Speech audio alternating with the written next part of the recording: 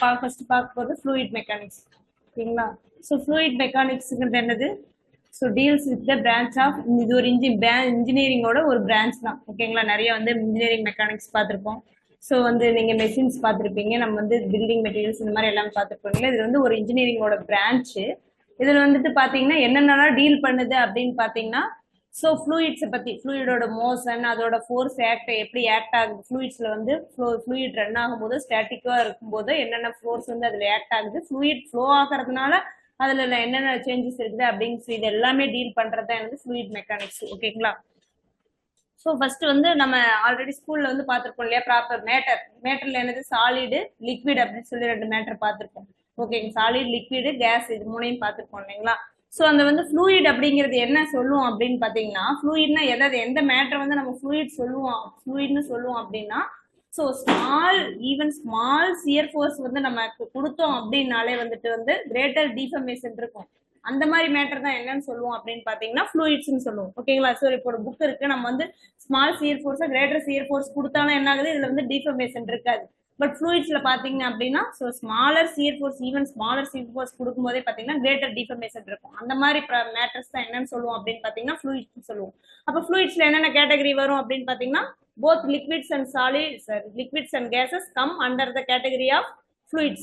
ஓகேங்களா? புரியுதா?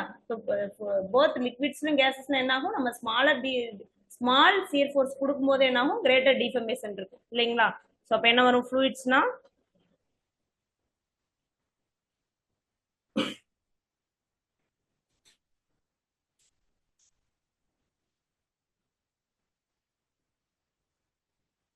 Liquids, cases. So இது ரெண்டையுமே பத்தி நம்ம பார்க்க போறது தான் இந்த ஃப்ளூயிட் மெக்கானிக்ஸ். ஓகேங்களா? ஸோ இதுல வந்து அனதர் கான்செப்ட் என்ன அப்படின்னு பாத்தீங்கன்னா, கண்டினியூ அப்படிங்கிற ஒரு கான்செப்டை பார்க்க போறோம். ஸோ இந்த மாதிரி பேசிக் வேர்ட்ஸ் 1, 2 பாத்தீங்கன்னா இன்ட்ரடக்ஷன்ல வந்து நம்ம எப்பவுமே எக்ஸாம் ஸ்கிப் பண்ணக்கூடாது. ஓகேங்களா?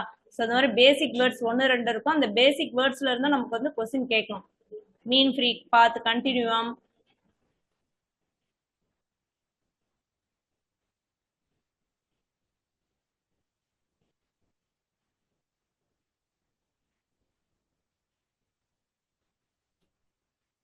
ஸோ கண்டினியூம் அப்படிங்கிறது என்ன அப்படின்னு பாத்தீங்கன்னா, so continuous medium of homogeneous particles. So ஒரே மாதிரியான பார்ட்டிகல்ஸ் வந்து கண்டினியூஸா இருக்கிறது தான் கண்டினியூ அப்படின்னு சொல்லுவோம். ஓகேங்களா? ஸோ நம்ம வந்து ஸ்கூல்ல பார்த்துருப்போம், சாலிட் அப்படின்னு இருந்துச்சுன்னா ஸோ நியர்பை பார்ட்டிகல்ஸ் வந்து இருக்கும். அதே லிக்விட்ஸ்ல பார்த்தோம் அப்படின்னா ஸோ கொஞ்சம் வந்து ஸ்பேஸ் இருக்கும், இந்த மாதிரி இருக்கும். கேசஸ்ல அப்படி பார்த்தோம்னா ஸோ ரொம்ப ஸ்பேஸ் இருக்கும் அப்படின்னு சொல்லி பார்த்துருப்போம் இல்லைங்களா. ஸோ இந்த மாதிரி இந்த ஃப்ளூயிட்ஸ்ல இந்த ப்ராப்பர்ட்டி வந்து பாத்தீங்கன்னா கேஸ் ஆஃப் ஃப்ளூயிட்ஸ் ஒன்லி, ஃப்ளூயிட்ஸ்ல மட்டும்தான் கண்டினியூ அப்படிங்கிற ப்ராப்பர்ட்டி நம்ம பார்க்க போறோம். ஸோ லிக்விட்ஸ்ல பாத்தீங்க அப்படின்னா ஸோ கொஞ்சம் கண்டினியூட்டி இருக்கும். ஓகேங்களா? ஸோ ஹோமோஜீனியஸ் பார்ட்டிகல்ஸ் வந்து கண்டினியூஸா இருக்கிறது தான் வந்து பாத்தீங்கன்னா கண்டினியூம் அப்படின்னு சொல்லுவோம். ஓகேங்களா? ஸோ மேக்சிமம் பார்த்தோம்னா லிக்விட்ஸ்ல மட்டும்தான் கண்டினியூம் அப்படிங்கிற ப்ராப்பர்ட்டி இருக்குன்னு சொல்லுவோம். ஏன் அப்படின்னு பாத்தீங்கன்னா, ஸோ கண்டினியூஸ் லிக்விட்ல பாத்தீங்க, கேசஸ்ல பாத்தீங்கன்னா ஒரு பார்ட்டிகலுக்கும் இன்னொரு பார்ட்டிகலுக்கும் கேப் பாத்தீங்கன்னா அதிகமா இருக்கும். பட் லிக்விட்ல பாத்தீங்கன்னா கேப் கம்மியா தான் இருக்கும். அதனால கண்டினியூம் எதுல இருக்கு அப்படின்னு பாத்தீங்கன்னா லிக்விட்ஸ்ல மட்டும்தான் இருக்கும். கேசஸ் வந்து ரொம்ப கம்ப்ரஸ் பண்ணிட்டோம் அப்படின்னு பாத்தீங்கன்னா, டென்சிட்டி அதிகமா இருக்கிற கேசஸ்ல வேணா நம்ம கண்டினியூம் அப்படிங்கிற ஹோமோஜீனியஸ் பார்ட்டிகல் வந்து இருக்குன்னு சொல்லலாம். ஓகேங்களா? நெக்ஸ்ட் வந்து மீன் ஃப்ரீ பாத் அப்படிங்கிற கான்செப்டை பார்க்க போறோம்.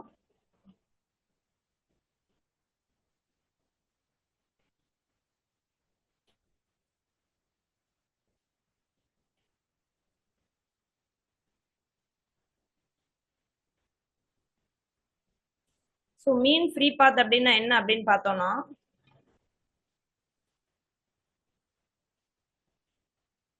ஸோ இந்த மாதிரி பார்ட்டிகல்ஸ் இருக்கு.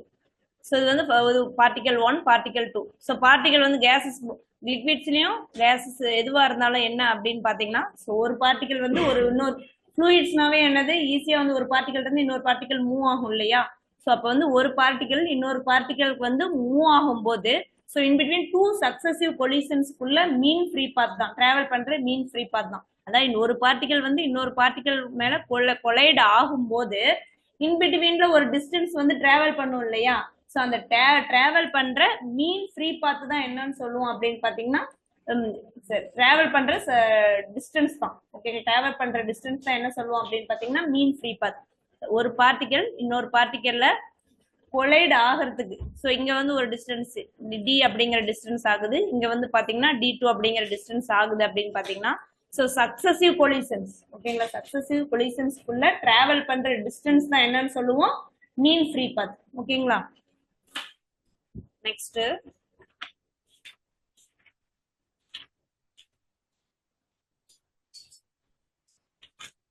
ப்ராப்பர்ட்டிஸ் பார்க்கலாம்.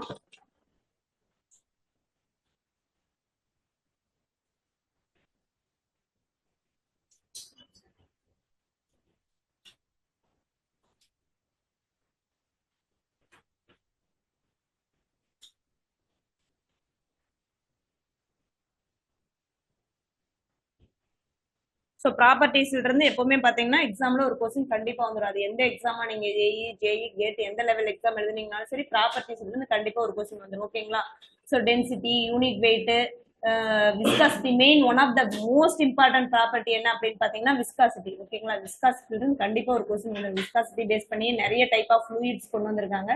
So viscosity, compressibility, bulk modulus, surface tension. So surface டென்ஷனும் most important property. Capillarity. So இது எல்லாத்துலயுமே கண்டிப்பா ஒரு கொஸ்டின் வந்துடும். ஸோ வந்து ப்ராப்பர்ட்டிஸ் மெயினா கண்டிப்பா பாத்துக்கோங்க. ஓகேங்களா, ஸோ நம்ம ஃபர்ஸ்ட் பார்க்க போற ப்ராப்பர்ட்டி வந்து பாத்தீங்கன்னா மாஸ் டென்சிட்டி.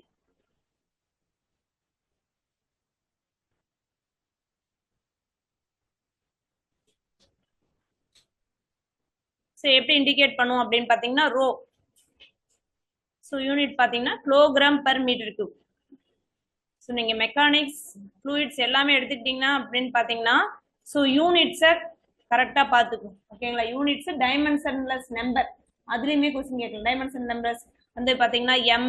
ஸோ மாஸ்க்கு லென்த்னா வந்து பாத்தீங்கன்னா எல் டி அப்படின்னு பாத்திருப்பீங்கல்ல, ML power -1 T power -1.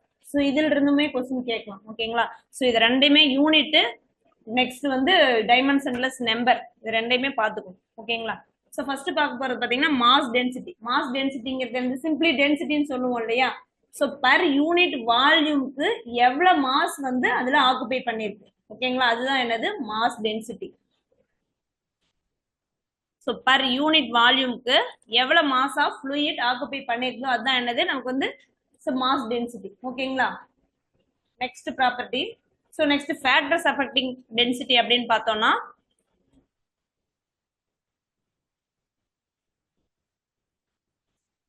So temperature increase ஆகும்போது என்ன ஆகும்னா ஆப்வியஸ்லி என்ன ஆகும், டென்சிட்டி ரெடியூஸ் ஆகும் இல்லைங்களா. டெம்பரேச்சர் இன்க்ரீசஸ், டென்சிட்டி வந்து பாத்தீங்கன்னா ரெடியூஸ் ஆயிடும். ஓகேங்களா, ஸோ டெம்பரேச்சர் இன்க்ரீஸ் ஆகும்போது என்ன ஆகும், அதோட மாஸ் வந்து பாத்தீங்கன்னா குறையும். ஓகேங்களா, ஸோ அப்ப வந்து என்ன ஆகும், ஆப்வியஸா டென்சிட்டி வந்து ரெடியூஸ் ஆகும். Next pressure increases.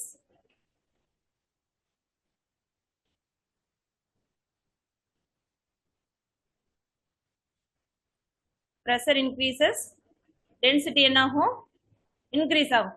So pressure increase பண்ணும்போது நமக்கு என்ன ஆகும், நமக்கு வந்து மாஸ் பாத்தீங்கன்னா இன்க்ரீஸ் ஆகும். பர் வால்யூம் ஆக்குபை பண்ற மாஸ் என்ன ஆகும், இன்க்ரீஸ் ஆகும். அப்போ ஆப்வியஸா என்ன ஆகும், டென்சிட்டி இன்க்ரீஸ் ஆகும். ஓகேங்களா, next so standard values of density for some fluids. So நார்மலா நம்ம யூஸ் பண்ற ஸ்டாண்டர்ட் ஃப்ளூயிட் என்னது, ஸ்டாண்டர்ட் ஃப்ளூயிட் என்னப்பா யூஸ் பண்றோம், ரெகுலர் எல்லா இடத்துலயும் பாக்குறது என்னது, வாட்டர் தான் இல்லைங்களா. யூனிவர்சலா யூஸ் பண்றது ரெகுலரா நம்ம ஸ்டாண்டர்டைசேஷனுக்காக என்ன ஸ்பெசிபிக் கிராவிட்டி கால்குலேட் பண்றதுக்கு என்ன பண்றோம், வாட்டர் தான் கன்சிடர் பண்றோம் இல்லையா. ஸோ அப்ப வந்து டென்சிட்டி ஆஃப் வாட்டர். ஸோ எல்லாமே எப்ப அப்படின்னா 20 டிகிரி செல்சியஸ். 20 நீங்க நான் கொடுக்குற வேல்யூ எல்லாமே 20 டிகிரி செல்சியஸ்ல இருக்கும். அப்ப என்ன வாட்டரோட வேல்யூ என்னது 1000 kilogram per metre cube. Next density of air at 20 degree Celsius, that is 1.2 kilogram per metre cube.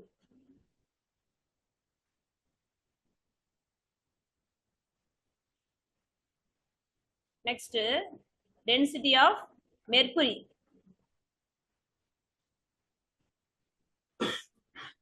So mercury எதுக்காக பார்க்குறோம் அப்படின்னு பார்த்தீங்கன்னா, பாரோம் இது ப்ரெஷர் மெஷர்மெண்ட்ல மேனோமீட்டருக்கு லிக்விடா யூஸ் பண்ணுவாங்க. ஓகேங்களா, பாரோமீட்டர்ல இந்த மாதிரி 13,600 kilogram per metre cube. So இது மூணுமே இம்பார்ட்டன்ட்.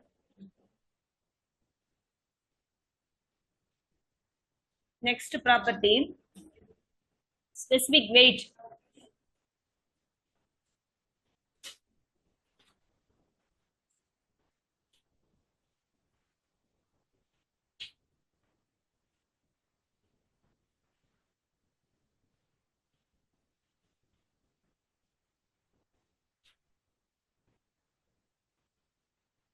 ஸோ இது எப்படி இண்டிகேட் பண்ணுவோம் அப்படின்னு பார்த்தீங்கன்னா காமா. ஸோ மாஸ் டென்சிட்டி அப்படிங்கிறது ஸோ பர் யூனிட் வால்யூம்ல எவ்வளவு மாஸ் ஆக்குபை பண்ணியிருக்கிறதுங்க தான் என்னது மாஸ் டென்சிட்டி. ஓகேங்களா, யூனிட் வெயிட் அப்படிங்கிறது ஸோ பர் யூனிட் வால்யூம்ல எவ்வளவு வெயிட் ஆஃப் வந்து ஆக்குபை பண்ணிருக்கு அந்த ஃப்ளூயிட் அப்படிங்கிறது தான் யூனிட் வெயிட். ஸோ மாஸுக்கும் வெயிட்டுக்கும் என்ன டிஃபரன்ஸ்? ஸோ மாஸ் வந்து எப்படி கிராவிடேஷனல் ஃபோர்ஸ்னால கிராவிடேஷன் ஆக்சிலரேஷனால மல்டிப்ளை பண்ணோம்னா நமக்கு வெயிட் கிடைக்கும். ஸோ அப்போ வந்து டென்சிட்டி பார்த்தீங்கன்னா so doesn't change with respect to place, but specific weight பார்த்தீங்கன்னா அப்படின்னா so changes from place to place. ஏன்னா கிராவிடேஷனல் ஃபோர்ஸ் வந்து பார்த்தீங்கன்னா அந்த ஜிங்கிற வேல்யூ வந்து பார்த்தீங்கன்னா ஸோ இந்த இடத்துல வந்து பிளேஸ் டு பிளேஸ் சேஞ்ச் ஆகும். அதனால வந்து பார்த்தீங்கன்னா ஸோ அது வந்து பார்த்தீங்கன்னா கான்ஸ்டன்ட் தான். ஒரு மாஸ் வந்து ஒரு டென்சிட்டியோட ஒரு ஃப்ளூயிடோ ஒரு both solid for solid and liquid so வந்து டென்சிட்டி சேஞ்ச் ஆகாது, பட் ஸ்பெசிபிக் வெயிட் வந்து சேஞ்சஸ் இருக்கு. ஓகேவா, so specific weight is equal to weight divided by volume. So unit பார்த்தீங்க அப்படின்னா so newton per metre cube or kilonewton per metre cube. So நான் kilonewton per metre கியூபாகவும் இருக்கலாம் இல்லை Newton per metre கியூபாகவும் இருக்கும். ஓகேங்களா,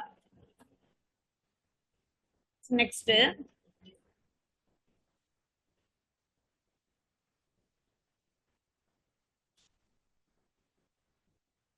ஸோ வாட்டரோட specific weight or unit weight எப்படி எவ்வளோ எடுத்துப்போம்? ஸோ நமக்கு தெரியும் 9.81 kilonewton per meter cube. So in case of air 11.77 kilonewton per meter cube.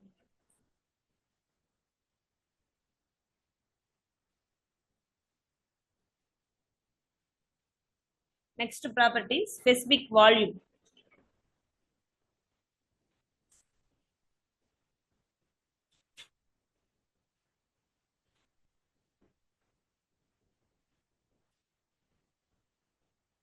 So இது வந்து சிம்பிளா சொல்லணும் அப்படின்னு பாத்தீங்கன்னா so reciprocal of mass density தான்.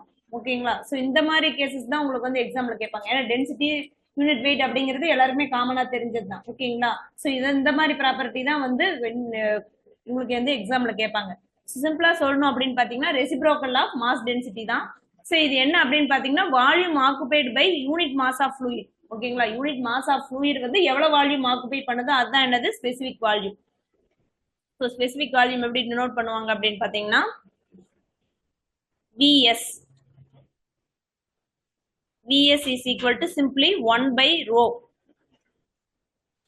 That is, so unit V by m ஆவும் எழுதணும்.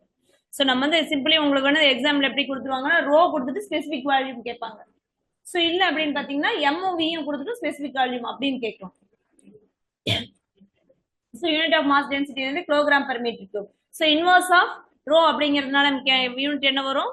Metre cube per kg.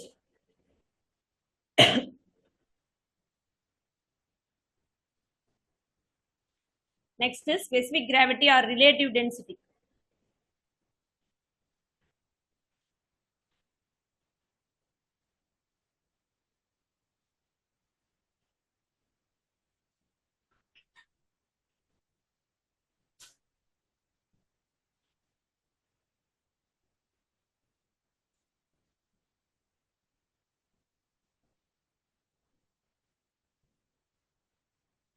So இது வந்து பார்த்தீங்கன்னா நிறைய இடத்துல எஸ்ன்னு கொடுத்துருப்பாங்க, கேபிட்டல் எஸ்ன்னு கொடுத்துருப்பாங்க, நிறைய இடத்துல ஜின்னு கொடுத்துருப்பாங்க. ஓகேங்களா, ஸோ நீங்கள் வந்து எப்படி வேணாலும் யூஸ் பண்ணிக்கலாம், உங்களுக்கு எது கன்வீனியன்ட்டாக இருக்கும். ஸோ எக்ஸாமில் வந்து ஸ்பெசிபிக் கிராவிட்டி ஜின்னு கொடுக்கலாம், எஸ்ன்னு கொடுக்கலாம். ஸோ ஸ்பெசிபிக் கிராவிட்டிங்கிறது என்னது?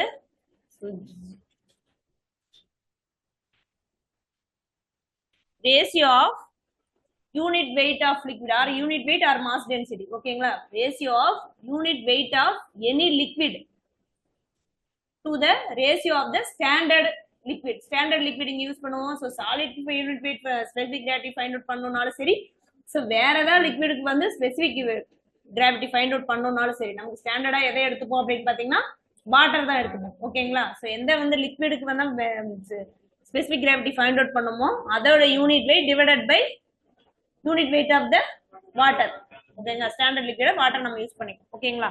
ஸோ அப்ப நம்ம ஃபைண்ட் அவுட் பண்ண வேண்டிய லிக்விடோட unit weight divided by water. So or so நம்ம வந்து மாஸ் டென்சிட்டியும் எடுத்துக்கலாம். ஓகேங்களா? ஸோ இதோட ரேஷியோவும் நமக்கு என்னதான் வரும்? ஏன்னா இங்க வந்து எக்ஸ்ட்ரா நம்ம மல்டிப்ளை பண்ண போறது ஜியால மேல தான் மல்டிப்ளை பண்ண போறோம் இல்லைங்களா? அப்ப வந்து நமக்கு வந்து பாத்தீங்கன்னா சேம் வேல்யூ தான் கிடைக்கும். ஓகேங்களா? ஸோ இதோட நீங்க உங்களுக்கு வந்து எக்ஸாம்ல எது கேட்டாலும் நீங்க வந்து ஸ்பெசிபிக் யூனிட் வெயிட்டா கன்வெர்ட் பண்ண தேவையில்லை. ஸோ எது கொடுத்துருந்தாங்கன்னா ரெண்டு ஒரு ரேஷியோ எடுத்தீங்க அப்படின்னா நமக்கு ஸ்பெசிபிக் கிராவிட்டி தான் கிடைக்கும். ஸோ இதுக்கு யூனிட் பாத்தீங்கன்னா ஸோ ரெண்டு சேம் யூனிட் இருக்கிற ரெண்டு தான் வந்து நம்ம டிவைட் பண்றோம் அப்படிங்கனால யூனிட் கிடையாது. ஓகேங்களா? ஸோ அப்ப நமக்கு மெர்க்குரியோட யூனிட் வெயிட் என்ன வரும்? நமக்கு சாரி ஸ்பெசிபிக் கிராவிட்டி என்ன வரும்? 13.6. அப்ப வாட்டருக்கு ஸ்டாண்டர்டா 1. ஓகேங்களா? ஸோ நெக்ஸ்ட் வந்து most important property viscosity.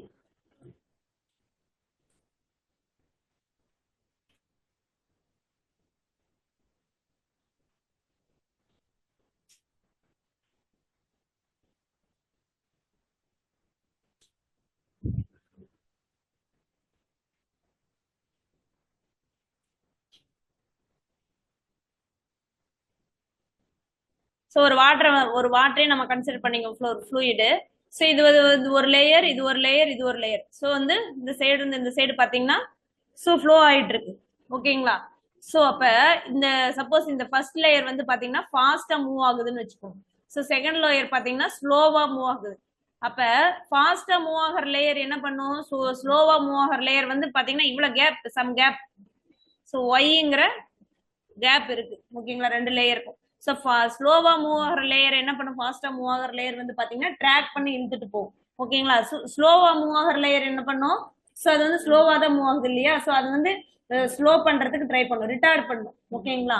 So அப்போ அதோட வெலாசிட்டி ரிட்டார்ட் பண்ண ட்ரை பண்ணும். இது வந்து ஃபாஸ்டா ட்ராக் பண்ண ட்ரை பண்ணும்.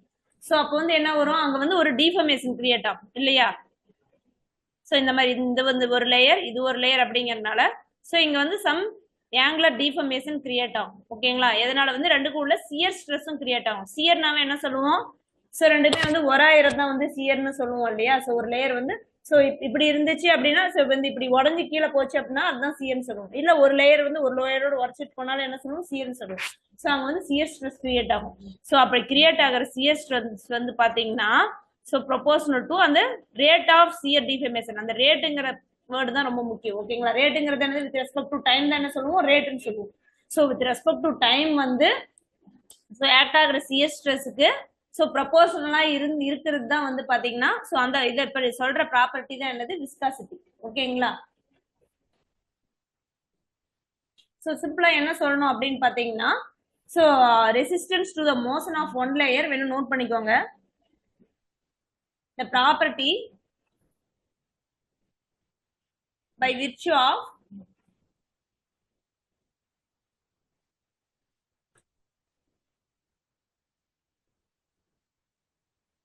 which it offers, the property by virtue of which it offers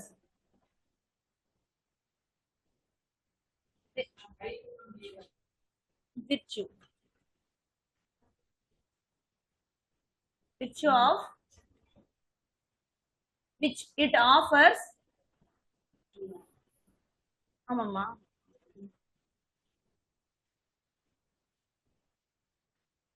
so ஒரு லேயருக்கும் இன்னொரு லேயருக்கு மூவ் ஆகும்போது ஒரு ரெசிஸ்டன்ஸ் கிரியேட் ஆகுது இல்லையா?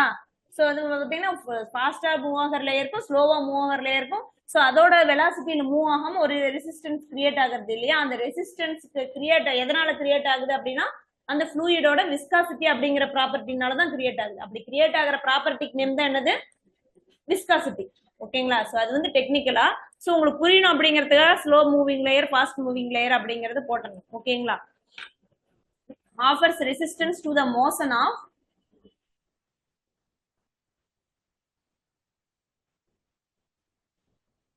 one layer of fluid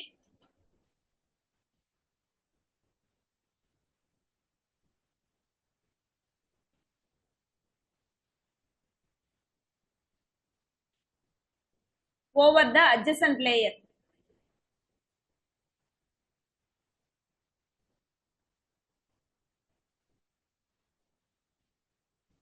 இப்போ கிளியர் ஆயிடுச்சு அந்த ப்ராப்பர்ட்டி. அதாவது சிம்பிளி வந்து resistance to the motion of layer. ஓகேங்களா? So over the nearby layer, adjacent layer. ஓகேங்களா? ஸோ அந்த ரெசிஸ்டன்ஸ் என்னது? அந்த ரெசிஸ்டன்ஸ்னால கிரியேட் ஆகிறது தான் பாத்தீங்கன்னா so shear or angular deformation. ஓகேங்களா? அந்த சியர்னால எப்பவுமே நமக்கு என்னது?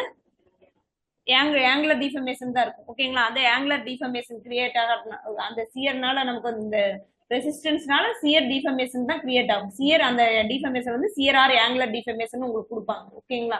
ஸோ எக்ஸாம்ல எப்படி கேட்டாலும் நீங்க இந்த ப்ராப்பர்ட்டி இந்த டெஃபினிஷன் படி கேட்டாலும் சரி. ஸோ வந்து shear resistance to motion that is shear or angular deformation அப்படின்னு கொடுத்தாலும் அந்த ப்ராப்பர்ட்டி என்னது? விஸ்காசிட்டி தான். ஓகேங்களா?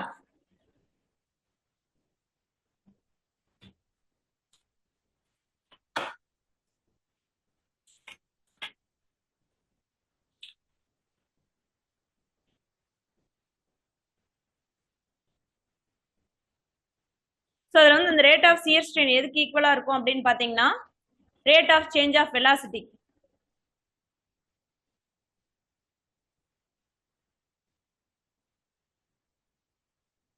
ஏன்னா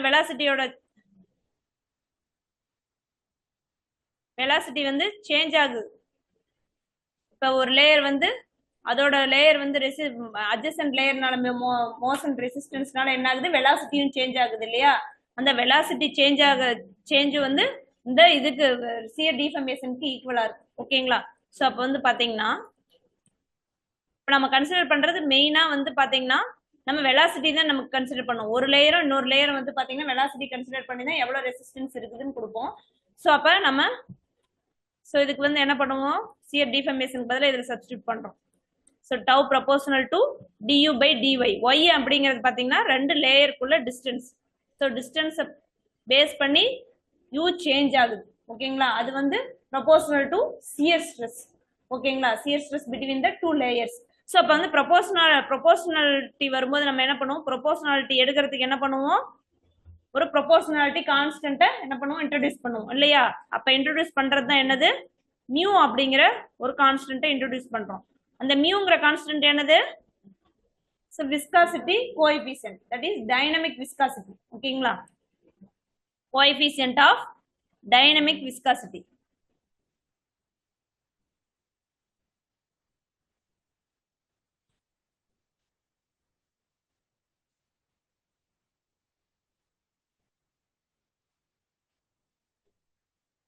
இந்த ஃபார்முலா பேஸ் பண்ணி தான் உங்களுக்கு வந்து எக்ஸாம்ல ப்ராப்ளம் கேட்டாங்க அப்படின்னா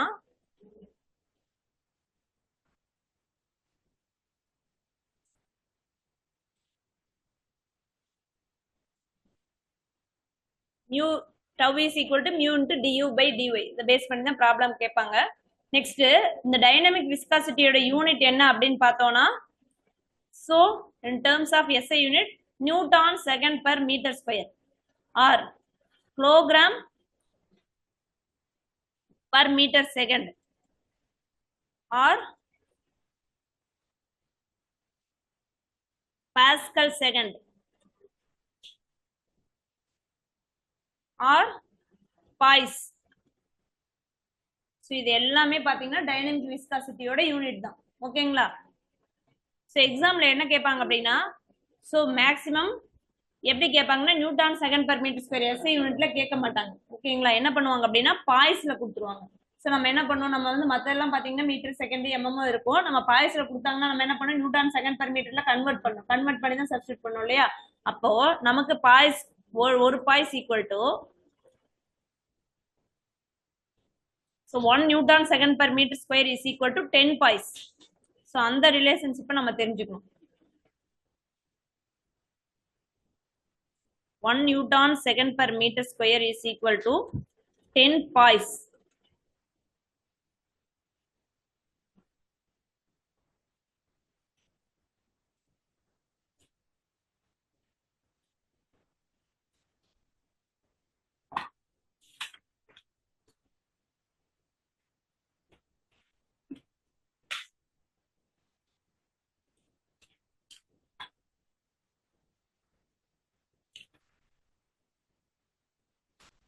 Next, dynamic viscosity of water and air at 20 degrees Celsius.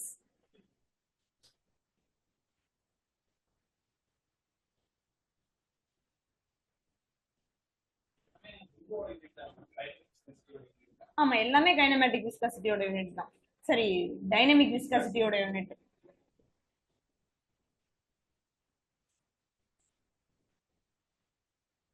So வாட்டருக்கு பார்த்தோம் அப்படின்னா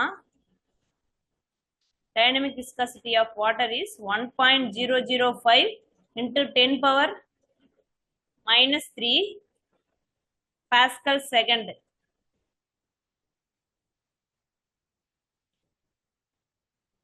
Air, dynamic viscosity of air 1.81 into 10 power minus 5 Pascal second.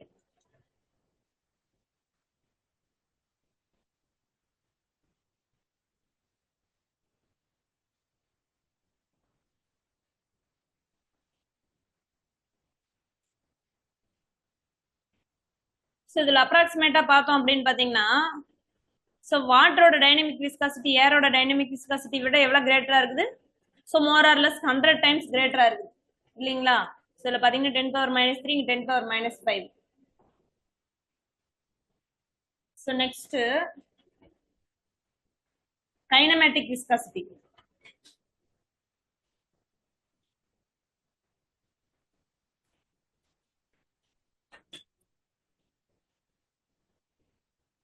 So factors வந்து காமனா பார்த்துக்குவோம். கைனமேட்டிக் விஸ்காசிட்டி பார்த்துக்கலாம்.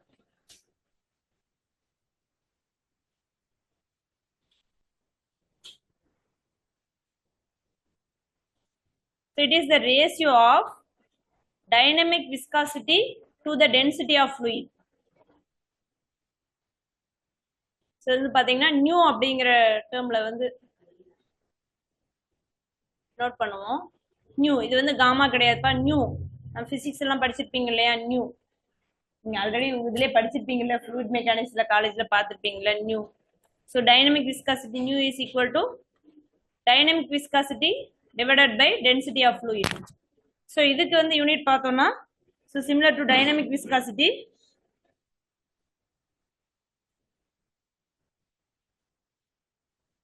Metre square per second, Stokes,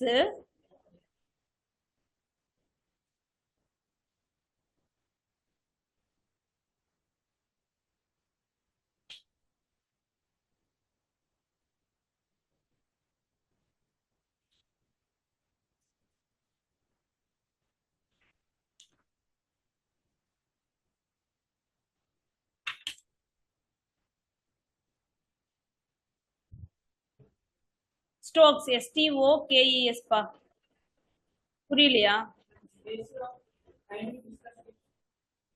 density of fluid இதை இங்க போட்டிருக்கேன் பாருங்க, nu divided by rho, density of fluid தான். ஸோ எந்த ஃப்ளூயிட் எடுக்கிறோமோ அந்த ஃப்ளூயிடோட density. Stokes. So 1 stroke is equal to 1 centimeter square per second.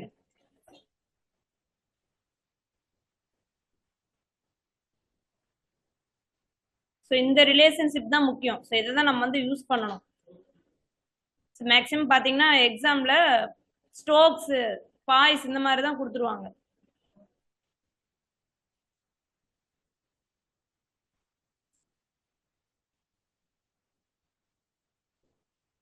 Kinematic viscosity and kinematic viscosity of water and air at 20 degrees Celsius.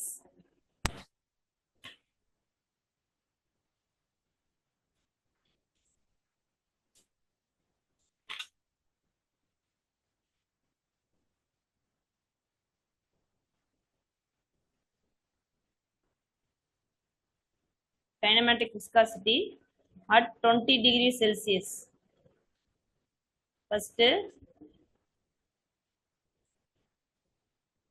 வாட்டருக்கு பாத்தீங்கன்னா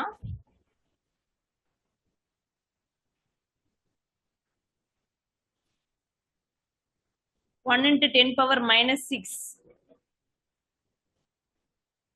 meter square per second.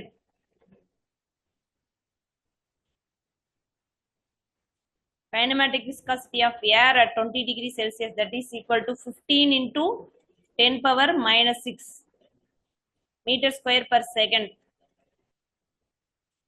So இதில் பார்த்தீங்கன்னா dynamic viscosity என்னவா இருக்கும் at 20 degree Celsiusல ஏரை விட வாட்டரோடது வந்து ஜாஸ்தியா இருக்கும் இல்லைங்களா. இங்க பாத்தீங்கன்னா kinematic viscosity at 20 degree Celsius of air is greater than water இல்லைங்களா. so approximately 15 times. so இப்படி கம்பேர் பண்ணி படிச்சிட்டீங்கன்னா உங்களுக்கு மறக்காது. so next factors.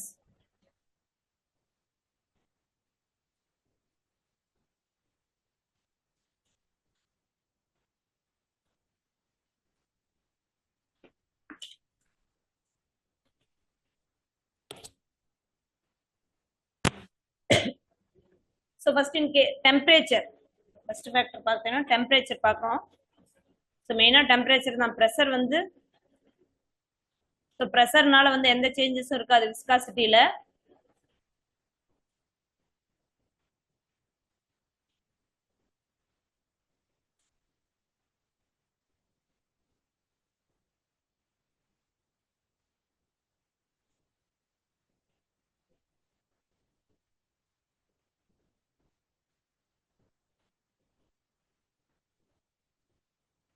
so temperature increase ஆகும்போது டைனமிக் விஸ்காசிட்டி பாத்தீங்க அப்படின்னா என்ன ஆகும், ரெடியூஸ் ஆகும். ஓகேங்களா. so first dynamic viscosity consider பண்றோம். dynamic viscosity of water decreases when temperature increases. ஓகேங்களா. so அப்ப in case of second gas எடுக்கிறோம். dynamic viscosity of air increases when temperature decreases. sorry, temperature increases. ஏன் வாட்டர்ல வந்து degrees ஆகுது, ஏர்ல increase ஆகுது அப்படின்னு பாத்தீங்கன்னா ஸோ டெம்பரேச்சர் இன்க்ரீஸ் ஆகும்போது பாத்தீங்கன்னா ஆப்வியஸா அந்த வாட்டரோட ஃப்ளூயிட் எனி ஃப்ளூயிடோட டென்சிட்டி என்னாகும், ரெடியூஸ் ஆகும். பட் இன் கேஸ் ஆஃப் ஏர்ல பாத்தீங்க அப்படின்னா ஏரோட மாலிகுல் எல்லாமே பாத்தீங்கன்னா ஸோ கொஞ்சம் டிஸ்டன்ஸ்ல தான் இருக்கும், நியர்பையா எதுவுமே இருக்காது. அப்ப என்ன ஆகும் அப்படின்னா டெம்பரேச்சர் இன்க்ரீஸ் ஆகும்போது ஸோ மாலிகுலர் கொலிஷன் அதிகமாகும். ஓகேங்களா. அந்த மாலிகுலர் கொலிஷன் அதிகமாகும்போது பாத்தீங்கன்னா மொமெண்டம் டிரான்ஸ்ஃபர் இன்க்ரீஸ் ஆகும். ஸோ வேகமா வந்து பாஸ் ஆகுறதுனால ஒன்னோட ஒன்று கொலிஷன் அதிகமாகும்.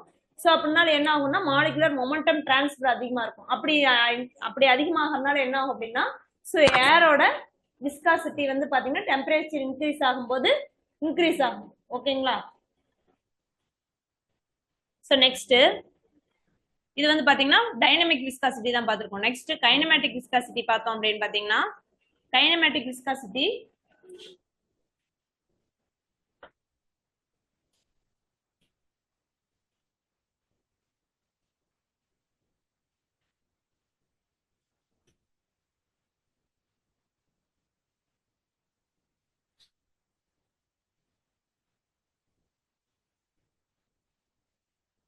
ஸோ நம்ம என்ன ஃபார்முலா பார்த்தோம், மியூ டிவைடட் பை ரோ தான் இல்லைங்களா. ஸோ டெம்பரேச்சர் இன்க்ரீஸ் ஆகும்போது ஆப்வியஸா என்ன ஆகும், ஸோ டென்சிட்டி ரெடியூஸ் ஆகும். டென்சிட்டி ரெடியூஸ் ஆகிறதுனால என்ன ஆகும், ஸோ இது டினாமினேட்டர் தான் ரெடியூஸ் ஆகுது இல்லையா. அப்ப என்ன ஆகும், கைனமேட்டிக் விஸ்காசிட்டியும் இன்க்ரீஸ் ஆகும். ஓகேங்களா. ஸோ என்னது இன் கேஸ் ஆஃப் வாட்டர்ல ஸோ டெம்பரேச்சர் எந்த டென்சிட்டி எந்த ரேஞ்சுக்கு ரெடியூஸ் ஆகுதோ அதை பேஸ் பண்ணி கைனமேட்டிக் விஸ்காசிட்டியும் இன்க்ரீஸ் ஆகும். பட் இன் கேஸ் ஆஃப் கேசஸ்ல பாத்தீங்க அப்படின்னா ஃபாஸ்டர் ரேட்ல வந்து இன்க்ரீஸ் ஆகும். எது, கைனமேட்டிக் விஸ்காசிட்டி. ஓகேங்களா. Kinematic viscosity increases in faster rate with respect to temperature.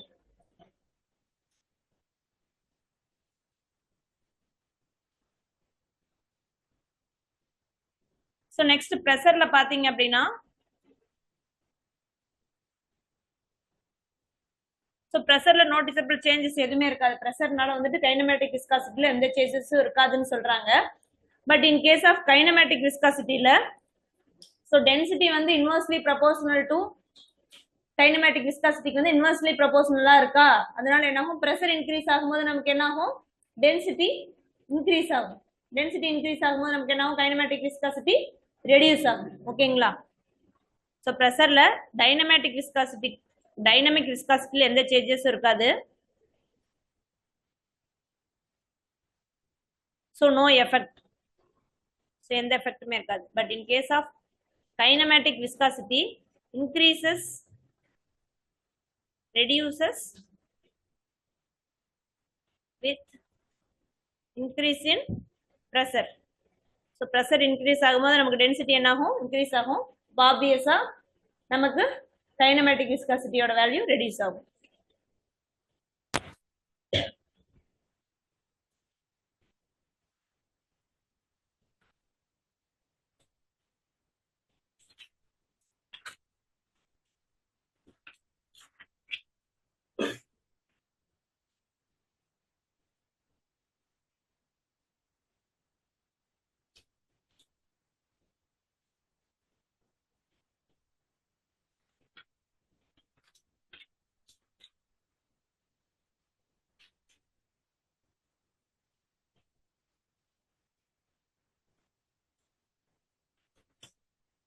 Next,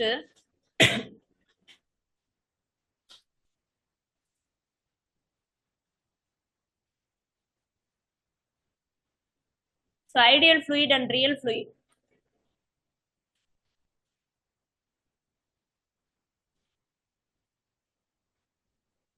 So நம்ம ஐடியல் ஃப்ளூயிட்னு எதை சொல்லுவோம்? ஸோ எந்த ஃப்ளூயிடுக்கு density, viscosity, compressibility, surface tension, கேப்லாரிட்டி இது எந்த ப்ராப்பர்ட்டியுமே இருக்காதோ அந்த ஃப்ளூயிடுக்கு நேம் தான் என்னது, ஐடியல் ஃப்ளூயிட். ஸோ அப்படி ஒரு ஃப்ளூயிட் வந்து ரியலாக எக்ஸிஸ்ட் ஆயிருக்குமா? ஸோ கண்டிப்பாக கிடையாது. ஓகேங்களா? ஸோ அப்படி ஒரு ஃப்ளூயிட் தான் என்ன சொல்லுவோம், ஐடியல் ஃப்ளூயிட் சொல்லுவோம். ஸோ ரியலாக எக்ஸிஸ்ட் ஆயிருக்கிற ஃப்ளூயிட் எல்லாமே ரியல் ஃப்ளூயிட் தான். ஸோ அது வந்து எல்லா ப்ராப்பர்ட்டியும் இருக்கும்.